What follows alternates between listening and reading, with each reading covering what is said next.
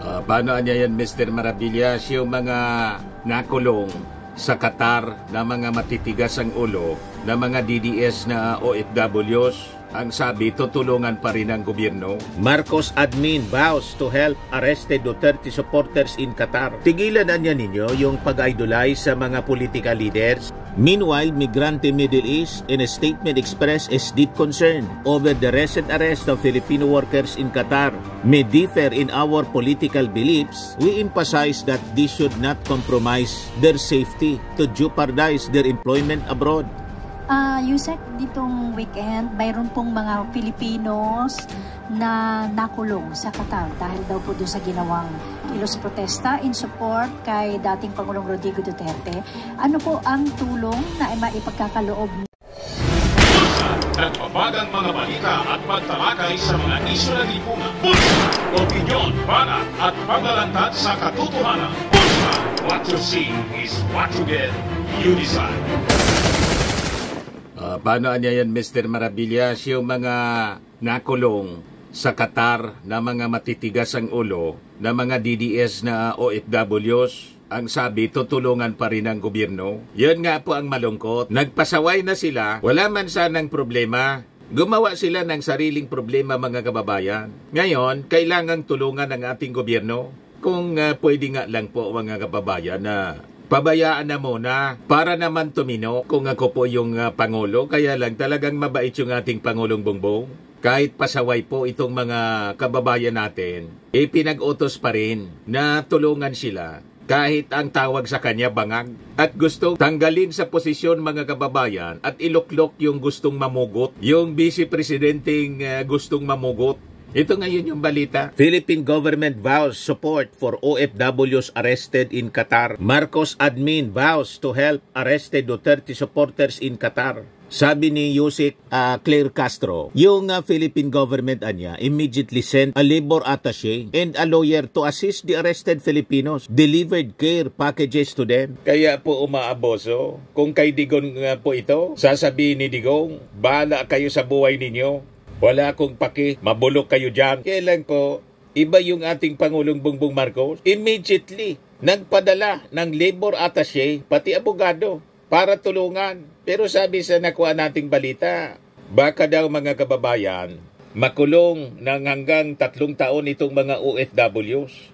Kaya niya, Mr. Maravillas, umaaboso itong iba nating mga kababayang Filipino kasi binibaby ng ating Pangulong Bongbong Marcos. Yun na nga po. Kaya lang, pag hindi natin tinulungan ito, sabi na mga political observers, baka magkabala pa ang kampo ng mga Duterte. Sasabihin, pabaya yung ating gobyerno. Kaya sabi ng migrante po, tigilan na niya ninyo yung pag-idolize sa mga political leaders. Sabi dyan, Meanwhile, Migrante Middle East in a statement expressed its deep concern over the recent arrest of Filipino workers in Qatar, urging all OFWs in the Gulf Cooperation Council region to exercise caution, expressing their political views. While we acknowledge that every individual has the right to express their opinions, even if we may differ in our political beliefs, we emphasize that this should not compromise their safety to jeopardize their employment abroad, sabi po ng migrante. Deeper look into the political issues in the Philippines, saying it is time to stop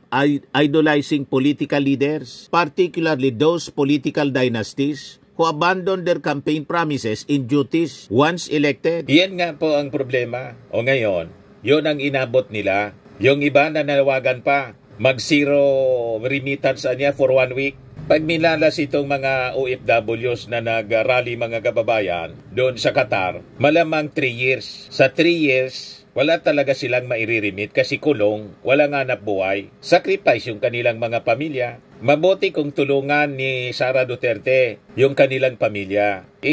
Sa totoo lang, mga kababayan, hindi nga sila siguro kilala personal. Diba? Tingnan natin. Kung tulungan man lang ng kampo ng mga Duterte, itong mga OFWs, paano niya, Mr. Maravillas, na patong-patong nga ang problema ng mga Duterte, magawa pa niya na tumulong sa iba. Yun na nga po, damay-damay sila Lahat ito, sabi nga natin, mga kababayan, kagagawa nila. Itong mga problema ang kanilang kinakarap, lahat ito, kagagawa nila. Resulta ng mga maling desisyon. Consequences ito ng init ng ulo, ng emosyon. Isabi ko sa inyo po, pag ang pinairal ninyo galit at emosyon, nakita ninyo, yung road rage sa Antipolo Rizal, muntik nang makapatay, butit buhay pa yung mga biktima ng pamamaril dahil lang po sa init ng ulo. In just seconds, mga kababayan, pinagbabaril ng driver yung mga nambugbog sa kanya. Siguro nasagi yung vehicle, pinagtulungan ng mga riders. Nang medyo dihado na, kinuha na ng driver, mga kababayan, yung kanyang baril. Pinagbabaril ngayon yung mga riders. 3 daw yung sugatan, you see? This is a classic example, mga kababayan, ng resulta ng init ng ulo. Emosyon. Ganon din sa mga Duterte. Emosyon at galit. Pati ito, mga kababayan, na mga OFWs na nakulong, dahil din sa galit, emosyon, nagpagatong kayo. Hindi na ninyo naisip na bawal pala dyan ang political protest sa Qatar. Kulong kayo ngayon. Buti na lang may gobyerno tayong mabait. Gumawa na kayo ng kamalian. Tutulungan pa rin. Ito sabi ni Yusek Secretary Claire Castro, pakinggan natin. Good morning po, Yusek. Yusek, ditong weekend, mayroon pong mga Filipinos na nakulong sa Qatar dahil daw po doon sa ginawang kilos protesta in support kay dating Pangulong Rodrigo Duterte. Ano po ang tulong na maipagkakaloob ng gobyerno, kung meron man, anong plano para sila po ay matulungan na ma-resolve itong kanilang kinakaharap na kaso doon ngayon? Nung araw po na ito ay napabalita, agad-agaran po ang embahada natin po ay tumulong po agad. Nagpadala po ng labor attaché, isa din pong lawyer para po malaman at mapaglaban ang kanilang mga karapatan. At maliban po dyan ay kung ano pa po ang maaari natin ibigay na tulong, let's say mga care packages, na sa abot makakaya ng ating pamahalaan, ibibigay po natin sa ating kababayan sa nasabing bansa. So, hindi naman po sila pababayaan na makulong, ma'am? Ay, hindi po. Obligasyon pa rin po ng ating pamahalaan, ng administrasyon, ang mga Pilipino, anuman po ang kulay nila. Wala po tayong sinisino, wala po tayong discrimination patungkol po dyan.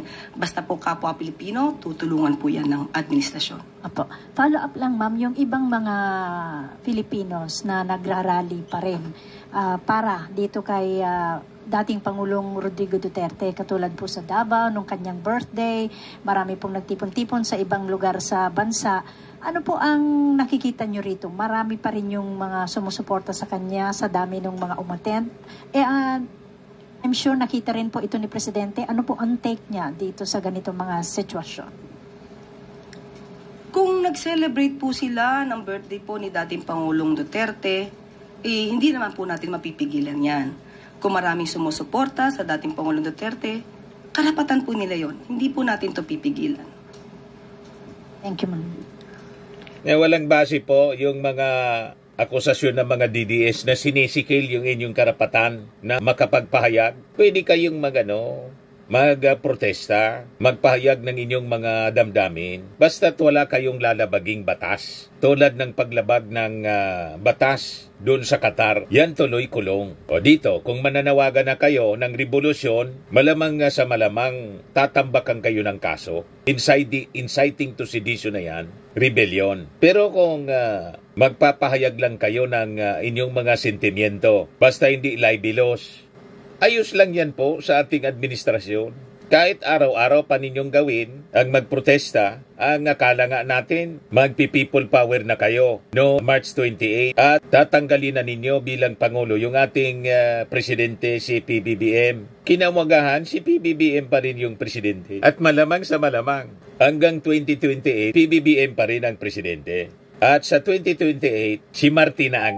successor. Hindi si Sara kasi si Sara, malamang sa malamang, pag sinimulan yung impeachment trial, malamang ma-convict na impeach na pala ng Congress. Ma-convict mga kababayan at ma-disqualify siya na tumakbo kahit kagawad sa barangay. Tingin natin, tulad ng mga political analyst, tapos na po ang karera politika ng mga Duterte. Si Digong hindi na pwedeng umupo sigurado na bilang mayor kasi manalo man siya, na mayor sa Davao, hindi man siya makauwi. Yung first hearing, mga kababayan, second hearing pala, pre-trial, tapos next hearing sa September 23 pa. You see, si Pulong malamang hindi na po siya makapagkampanya kasi sabi sa May 10 pa uuwi. Maglilibot sa 17 countries all throughout the world.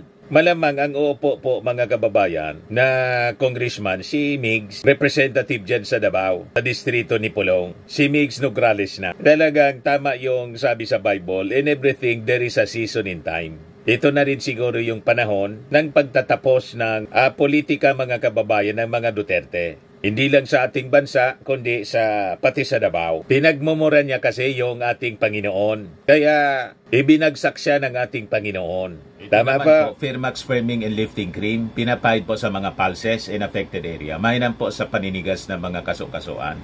Ito naman po, Automax Radiant Serum. Sa mukha naman yung application, anti-aging po siya. You will look 10 years younger than your age. Sa mga cancer patients naman po, baka lang gusto ninyo itong itry. Naing siya Red Mix Fruit Drink. Hindi mo po siya gamot, food supplement siya. Kaya lang, gawa siya mga kababayan sa goji berry. Yung goji berry may anti-cancer properties.